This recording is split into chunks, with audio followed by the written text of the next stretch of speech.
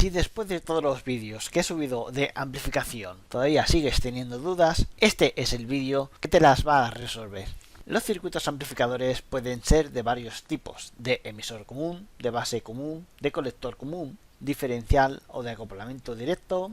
Pueden trabajar de diferentes formas, en clase A, clase B, clase C, D, AB, etc. Y en cuanto a la salida de potencia, los amplificadores pueden tener una configuración directa, con transformador en contrafase, montaje simétrico, complementario, con dos fuentes de alimentación, con varias etapas, etcétera, etcétera. En la amplificación es importante el concepto de energía. La energía lo es todo. Para que un amplificador funcione correctamente, debe de estar equilibrado el intercambio de energía entre sus fuentes. En un amplificador hay una fuente de tensión continua y una fuente de tensión alterna, que es la fuente de señal. Esa fuente de señal no puede superar un valor máximo, ya que si no, desestabilizará al amplificador en su configuración. Bien, aquí en Tinkercad puedes ver el circuito básico de la entrada de un amplificador, ¿vale? Yo no he puesto el amplificador todavía.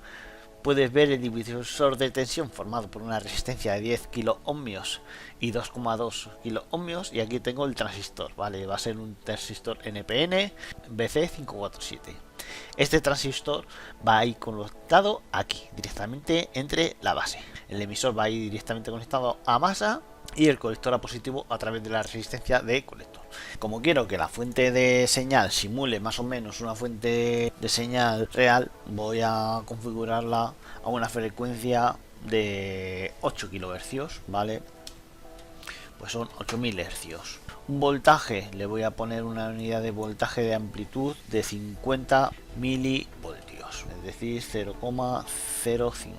Y el desfase entre unidad, esto está bien, ¿vale? En un amplificador, si yo ahora quito el transistor, pongo la resistencia de emisor que va a negativo, ¿vale? Y cojo un jumper, lo conecto al emisor, le pongo el color naranjita, vuelvo a conectar el transistor, ahora está la base y el emisor conectado, el emisor negativo. Voy a conectar la pila a la fuente de alimentación, positivo, el positivo a positivo, le voy a dar el color rojo, el negativo a negativo, le voy a dar un color negro. Claro, tengo que unir ambos positivos y positivo, el positivo con el positivo rojo y el negativo con el negativo. Y ahora lo que me faltaría es unir la fuente de alterna, ¿vale? Para ello voy a hacer lo mismo, directamente un jumper a la base y le voy a dar un color amarillo para diferenciarlo y vuelvo a poner el transistor.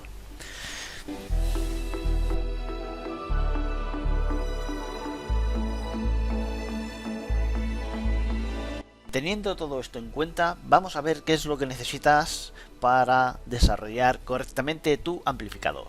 Esta configuración tan básica del amplificador ya nos permite calcular dos términos importantes en la amplificación: la impedancia de entrada a la base y la impedancia de entrada a la etapa. En la impedancia de entrada a la base se tienen en cuenta la resistencia de emisor y el factor de ganancia del transistor.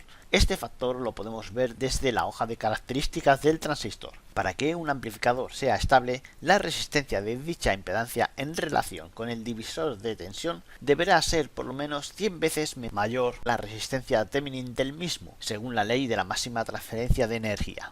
Esto significa que si multiplicas el factor beta por la resistencia de emisor, deberá ser 100 veces mayor ese resultado que el paralelo del divisor de tensión. Vamos a calcularlo. Bien, el paralelo del divisor de tensión está formado por la resistencia de 10.000 ohmios y 2.200 ohmios, ¿vale? Que esto es 10.000 ohmios por 2.200 entre 12.200, que es la suma de los 10.000 más 2.200, ¿vale? El paralelo, la resistencia de Thevenin, son 1803. Vale, y la resistencia, teniendo un valor de un beta de 200, por ejemplo, y por 1000 ohmios, que es la resistencia de emisor, son 200.000 ohmios, ¿vale? 200.000 ohmios es 100 veces mayor que 1803 ohmios. Por supuesto que sí. Por lo tanto, la impedancia de entrada al transistor es estable. La impedancia de entrada de etapa es fácil de calcular, ya que ahora tiene 3 resistencias en paralelo si miras desde el condensador de acoplo de señal. Como la impedancia de entrada al transistor es una resistencia física y además esta está en paralelo con el divisor de tensión, la impedancia de entrada a la etapa será la resistencia Thevenin de las 3 resistencias implicadas, según la siguiente fórmula. Bien, ahora vamos a calcular la impedancia de entrada a la etapa. Para ello vamos a calcular las resistencias Thevenin de la entrada y del conjunto del divisor de tensión. Para ello tenemos que el valor de 1803, ¿vale? 1803,27, no hace falta ponerlo, pero bueno, lo ponemos por 200.000 ohmios, que es la impedancia de entrada al transistor, entre 201.803, vale, si no me equivoco, 27. Y tenemos la impedancia de entrada a la etapa, es decir, la impedancia que de cara al condensador va a ver la fuente, que es de 1787 ohmios. La cosa se complica. Todo generador de señal tiene una resistencia interna. Aunque no se vea, en nuestro circuito la podemos poner como si fuese una resistencia en serie junto al condensador de acoplo de señal, entre el condensador y el generador de señal. El valor de esta resistencia dependerá de la fuente de sonido que se conecte y no suele ser muy grande. Yo le voy a dar un valor de 600 ohmios. Esta resistencia afectará a la tensión total del generador, reduciendo la tensión de salida del mismo, y esa tensión alterna se aplicará al condensador de acoplo. Por lo tanto, en la base del transistor van a converger dos tensiones, una continua y una alterna. Si se han hecho bien los cálculos, las variaciones de la señal alterna no van a modificar la polarización del punto de trabajo del transistor fuera de su recta de carga. Es decir, la variación de la tensión alterna de la base producirá una tensión alterna de colector que se sacará mediante otro condensador de acoplo hacia otra etapa o un altavoz, según las necesidades del amplificador.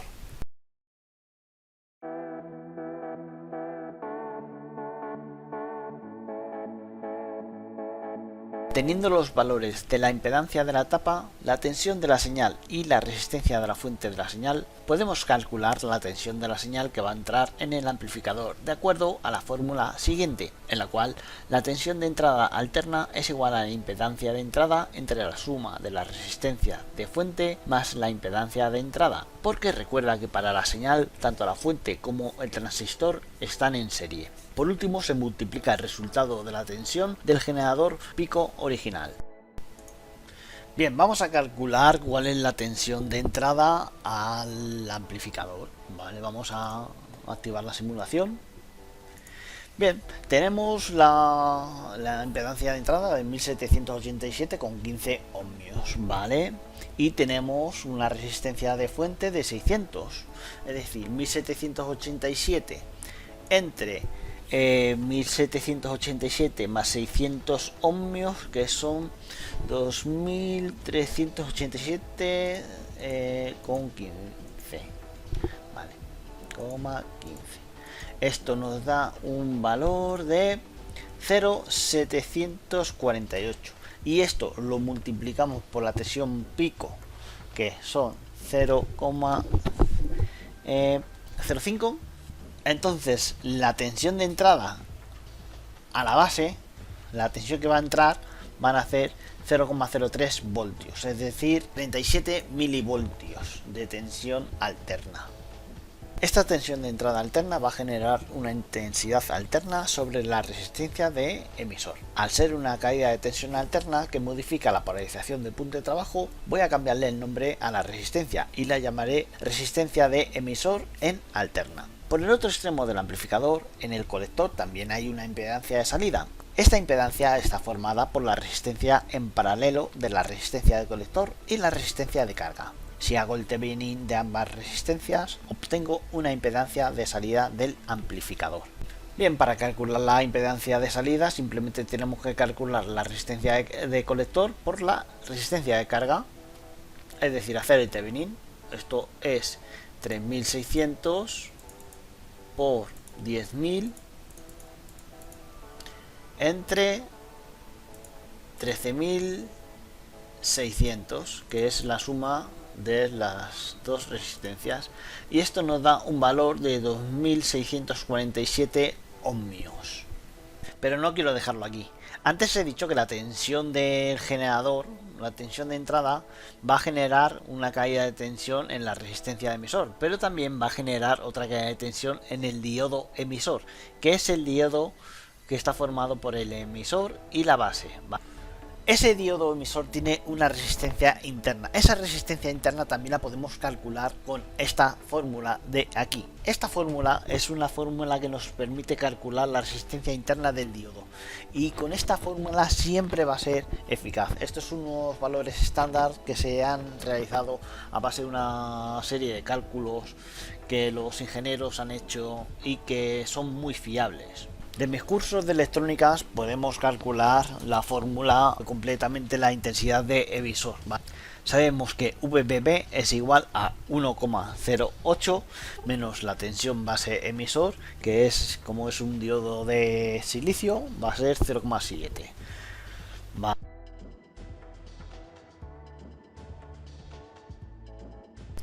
Y ya con este valor de 1,09 miliamperios podemos calcular la resistencia del diodo emisor para alterna, es decir, 25 milivoltios entre 0,00109 amperios nos da una resistencia del diodo emisor para corriente alterna de 22,9 ohmios.